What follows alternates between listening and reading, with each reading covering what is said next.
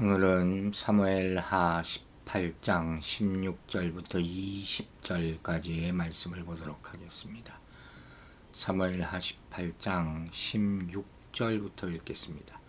요압이 나팔을 불어 백성들에게 그치게 하니 그들이 이스라엘을 추적하지 아니하고 돌아오니라. 그들이 압살롬을 옮겨다가 숲을 가운데 큰 구멍에 그를 던지고 그 위에 매우 큰 돌무더기를 쌓으니라. 온 이스라엘 무리가 각기 장막으로 도망하니라. 압살롬이 살았을 때 자기를 위하여 한 비석을 마련하여 세웠으니 이는 그가 자기 이름을 전할 아들이 내게 없다고 말하였음이더라. 그러므로 자기 이름을 기념하여 그 비석의 이름을 붙였으며 그 비석이 왕의 골짜기에 있고 이제까지 그것을 압살롬의 기념비라 일컫더라. 사독의 아들 아히마스가 이르되 청하건대 내가 빨리 왕에게 가서 여호와께서 왕의 원수 갚아 주신 소식을 전하게 하소서. 요압이 그에게 이르되 너는 오늘 소식을 전하는 자가 되지 말고 다른 날에 전할 것이니라. 왕의 아들이 죽었나니 내가 오늘 소식을 전하지 못하리라 하고. 자, 압살롬의 죽음은 참 비참합니다. 그래도 다윗 왕의 아들, 그리고 한때는 잠깐이나 왕 행세를 했던 사람인데 참 죽음이라는 게 더덥죠. 큰 무덤에 묻히는 사람도 있고 무덤도 없는 사람도 물론 있지만 이런 모습을 보면서 인생의 덧없음을 우리는 다시 한번 느끼게 됩니다. 먼저 16절을 다시 보면 요압이 나팔을 불어서 백성을 그치게 했다 했어요. 이게 무슨 소리냐? 이 압살롬의 죽음, 곧 반란에 대한 완전한 평정을 지금 알리는 것이죠. 왕이 죽었으니까, 왕 행세를 한 압살롬이 죽었으니까 이제 반역은 끝났다. 그렇죠? 이거 이제 요압은 자신의 군사는 물론 압살롬의 군사들도 더 이상 희생당하지 않도록 나팔을 불러서 전쟁이 끝났음을 선포하게 한 것이죠. 전쟁터에서 잔뼈가 굵은 사람이니까 쓸데없는 더 이상의 희생을 막으려 했을 수도 있죠. 이 사람은 원래부터 이 반란의 우두머리인 압살롬을 제거하지 않으면 동족 간의 전쟁이 쉽게 끝나지 않을 것이라는 사실을 누구보다 잘 알고 있었던 거죠. 이 요압의 생각은 확실했던 거예요. 사실 이건 틀린 말이 아니죠. 또 전쟁이 오래 계속되면 어느 쪽이든 간에 백성이 계속 죽어나갈 것이기 때문에 어쨌든 그는 압살롬을 제거해야 됐고 압살롬 쪽에서는 다윗을 제거해야 됐고 그런 상황이었던 거죠. 근데 우리가 알다시피 어처구니없이 압살롬이 그 긴 머리털 때문에 상수리 나무에 매달려서 죽게 되지 않았습니까? 정말 생각보다 너무 쉽게 죽일 수 있었던 거죠. 그리고 이 요압은 압살롬을 죽이지 말라는 다윗의 부탁보다 더 중요한 것이 동족 간의 전쟁을 빨리 끝내는 것이라고 생각했을 것이다 하는 거죠.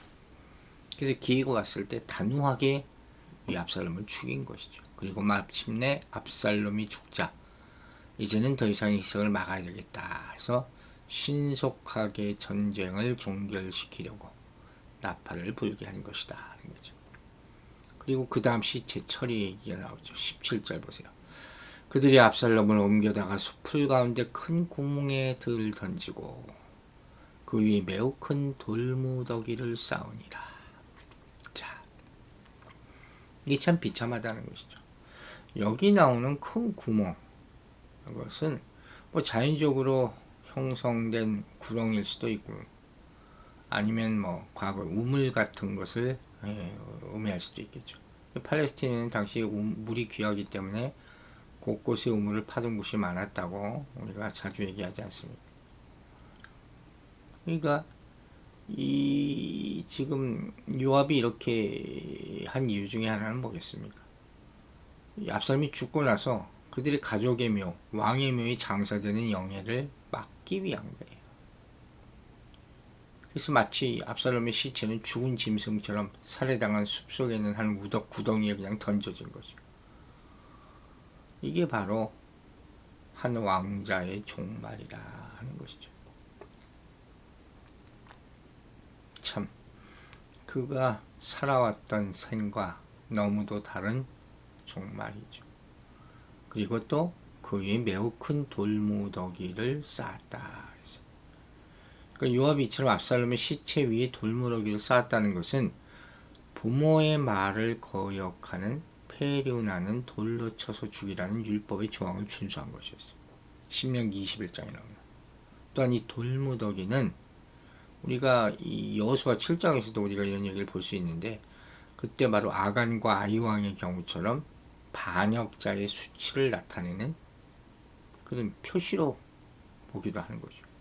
당시 보면 비록 아간의 경우에는 그가 돌에 맞아 죽었다는 점에 있어서는 차이를 보이지만 돌무덤을 쌓았다는 것에 있어서는 똑같거든요.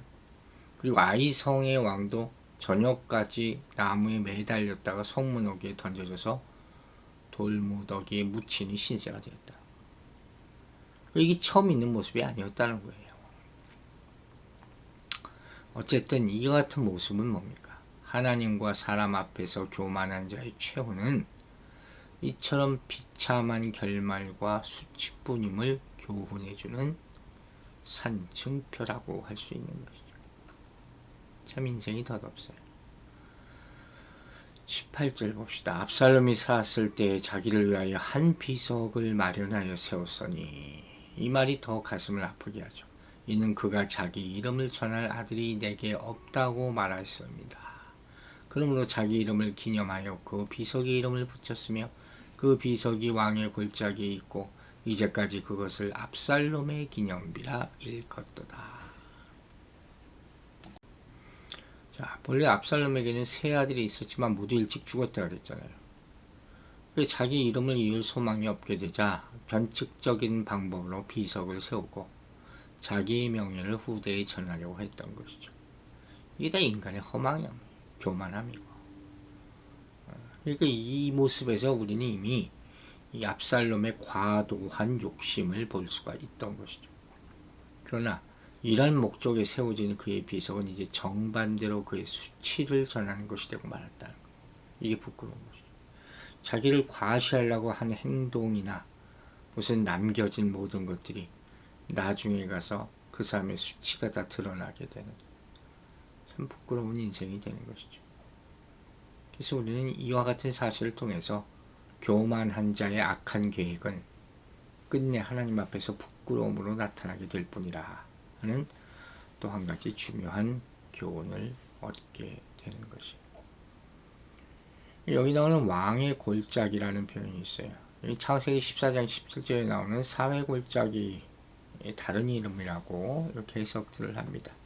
이곳은 아브라함이 그돌라오메를 물리친 후에 소돔 왕과 살렘 왕 멜기세덱을 만났던 아주 의미심장한 그런 골짜기라고 할 수 있죠. 전쟁이 이기고 나서 10의 1조를 바치는 그런 장면을 우리가 생각하게 하는 그런 의미심장한 곳이죠. 또 어떤 사람은 이곳에 다윗이 거닐며 휴식을 취하던 동산이 있다고 주장하는 사람도 있어요. 그렇다면 이 왕의 골짜기는 예루살렘 바로 근처에 있었다고 볼 수 있기 때문에 바로 기드론 골짜기가 아닌가 이렇게 추측할 수도 있는 거예요. 이에 대해서 요세푸스는 뭐라 그랬냐면 왕의 골짜기가 예루살렘에서 약 400m 정도에 위치했다. 이런 주장은 왕의 골짜기가 기드론 골짜기 어느 한 부분임을 강력하게 시사해주는 그런 역사적 뒷받침이라고도 생각할 수 있는 것이죠. 어쨌든 이 말 하나로 이런 이 17절, 18절 이런 역사적인 결말로 보면서 우리는 압살롬이라는 존재를 생각하는 거예요. 압살롬은 자신의 존재감과 이름을 드러내는데 거의 집착했던 사람. 물론 그럴 배경이 충분히 있겠죠. 즉 당시 왕자들 간의 치열한 권력 투쟁 때문에 스스로를 내세우고 혹은 보호하지 않으면 상황 영향을 받았다고 볼 수도 있죠. 이해가 갑니다. 또 아버지로부터 인정받지 못한, 분명히 그랬죠. 처음부터 인정받지 못했으니까. 그 결핍을 메우기 위해서 자신을 더 드러내려고 했을지도 모르겠죠. 그래서 결국 스스로 왕이 되려고 했고, 또 자기 힘으로 자기 이름을 나타내려고 했다 하는 거죠. 하나 결국 그러한 노력 때문에 오히려 더 수치스러운 죽음을 맞이할 수밖에 없었다 하는 거예요. 여러분, 우리가 항상 이런 상황에서 뭐라고 얘기합니까? 우리는 먼저 하나님께 인정받은 자가 되려고 해야 된다 하는 거예요. 가장 좋은 방법은 그분을 먼저 높여드리고 우리는 그분의 말씀에 순종하는 거예요. 그렇게 되면 결국 하나님께서 우리를 높여주신다. 너무도 당연한 얘기죠. 하나님을 먼저 높이라. 그러면 하나님께서 우리를 이끌어 주신다. 하나님에 의해 우리 이름이 하늘의 별과 같이 빛나는 것. 이게 진짜 복이다 하는 사실을 꼭 믿으시기 바랍니다. 19절을 봅시다. 사독의 아들 아히아마스가 이르되 청하건대 내가 빨리 왕에게 가서 여호와께서 왕의 원수 갚아 주신 소식을 전하게 하소서. 이 아히아마스라는 사람 참 뜬금없이 나왔지만 이 사람의 등장도 여러 가지 생각을 많이 하게 돼. 그게 지금 압살롬이 죽었으니까 빨리 그 소식을 왕에게 알리겠다 하는 거예요. 다윗 군대의 승리를 다윗 왕에게 전달하겠다 하는 사실 그 얘기죠. 이 아히아마스가 이렇게 자원한 이유에 대해서 어떤 사람은 그가 압살롬이 죽은 것을 아직 몰랐기 때문에 이렇게 막 나섰다 이렇게 얘기하지만 사실 그게 아니죠. 그렇게 말한 증거는 29절에서 선인 압살롬은 잘 있느냐 하는 다윗 왕의 추궁에 대해서 잘 알지 못했다 이렇게 얘기했기 때문이라고 추측을 할 수도 있다는 거죠. 하지만 우리는 다윗 왕의 연락원이었던 아히마아스가 이 전쟁의 가장 중요한 사건이었던 압살롬의 죽음을 몰랐다고 그렇게 단정짓기는 어렵다는 거예요. 더구나 20절에서 왕의 아들이 죽었나니 내가 오늘날 소식을 전하지 못하리가 한 요압의 말은 이미 이 아히마아스가 압살롬의 죽음을 알고 있었다는 사실을 분명히 증거해 주지 않습니까? 따라서 우리는 압살롬의 죽음을 알지 못했기 때문에 아히마아스가 이를 자원했다고 볼 수는 없는 거예요. 추측컨대 아히마아스는 이 사실을 알고 있었지만 다윗 왕에 대해 진정한 동정심을 품고 있었기 때문에 이 사건을 조금이라도 좀 부드럽게 전달하려고 이렇게 자원을 하지 않았나 이런 추측은 해볼 수도 있겠죠. 그리고 여기 나오는 여호와께서 왕의 원수를 갚아주셨다. 이 말을 직역하면 히브리 원어로 여호와께서 왕의 원수들을 손으로부터 심판하셨다 하는 그런 뜻이에요. 즉 하나님께서 다윗 왕을 원수의 세력으로부터 해방시키셨다는 것을 강조하는 거죠. 이스라엘 민족을 항상 하나님이 자기 군대를 지키시고 하나님이 이스라엘을 이기게 하시고 하나님을 앞세우는 것을 그게 옳은 것이죠. 즉 아히아마스는 다윗군의 승리를 다윗 왕을 원수의 세력으로부터 해방시키기 위해 역사하신 하나님의 섭리의 결과로 이해하였다는 거죠. 우리도 이것을 잊지 말아야 돼요. 우리가 행하는 모든 일, 그 결과에 대해서 하나님이 하셨습니다. 좋은 것이든 내가 원하지 않은 것이든 이렇게 말할 수 있어야 된다는 거예요. 이 중요하죠. 좋다는 건 뭡니까? 내 뜻대로 됐다는 거죠. 그것만 가지고 너무 기뻐할 게 없는 게 하나님의 뜻이 아닐 수도 있으니까.